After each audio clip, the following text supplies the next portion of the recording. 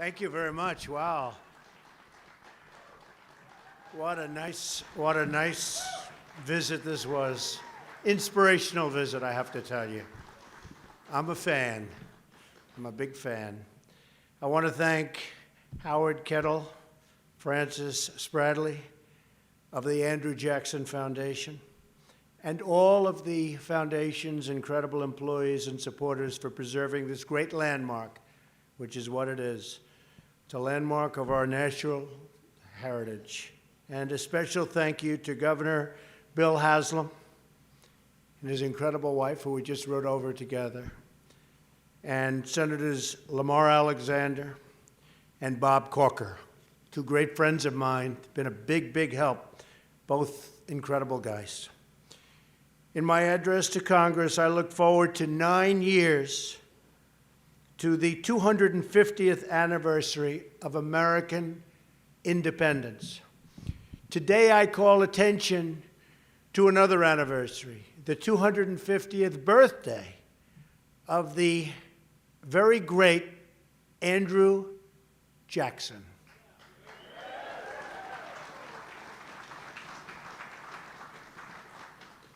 And he loved Tennessee, and so do I, to tell you that. On this day in 1767, Andrew Jackson was born on the backwoods soil of the Carolinas. From poverty and obscurity, Jackson rose to glory and greatness, first as a military leader and then as the 7th President of the United States. He did it with courage, with grit, and with patriotic heart. And by the way, he was one of our great presidents.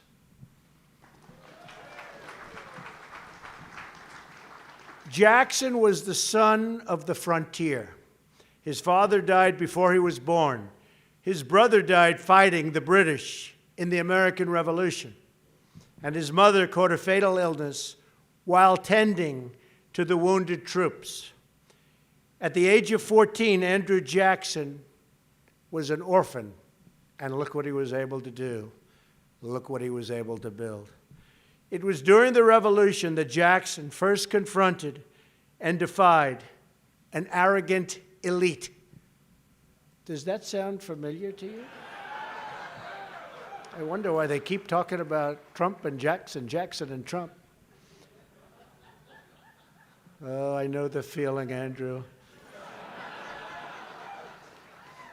Captured by the redcoats and ordered to shine the boots of a British officer, Jackson simply refused.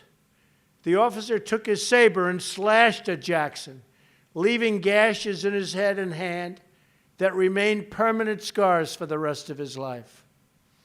These were the first and far from the last blows that Andrew Jackson took for his country that he loved so much. From that day on, Andrew Jackson rejected authority that looked down on the common people. First as a boy, when he bravely served the revolutionary cause. Next as the heroic victor at New Orleans, where his ragtag, and it was a ragtag militia, but they were tough. And they drove the British imperial forces from America in a triumphant end to the War of 1812. He was a real general, that one. And finally, as president, when he reclaimed the people's government from an emerging aristocracy. Jackson's victory shook the establishment like an earthquake. Henry Clay, Secretary of State for the defeated President John Quincy Adams, called Jackson's victory mortifying and sickening. Oh, boy, does this sound familiar. Have we heard this? This is terrible. He said there had been no greater calamity in the nation's history. The political class in Washington had good reason to fear Jackson's great triumph. The rich and powerful, Jackson said, too often bend the acts of government to their selfish purposes. Jackson warned they had turned government into an engine for the support of the few at the expense of the many.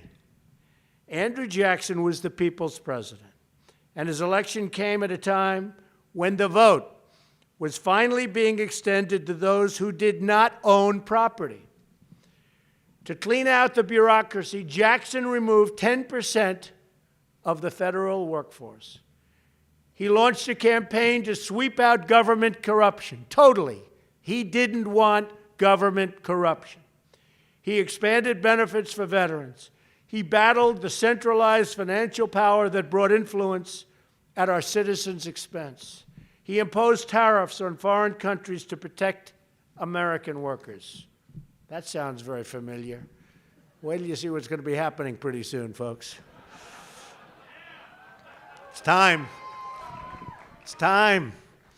Andrew Jackson was called many names, accused of many things, and by fighting for change, earned many, many enemies. Today, the portrait of this orphan son who rose to the presidency hangs proudly in the Oval Office opposite the portrait of another great American, Thomas Jefferson. I brought the Andrew Jackson portrait there.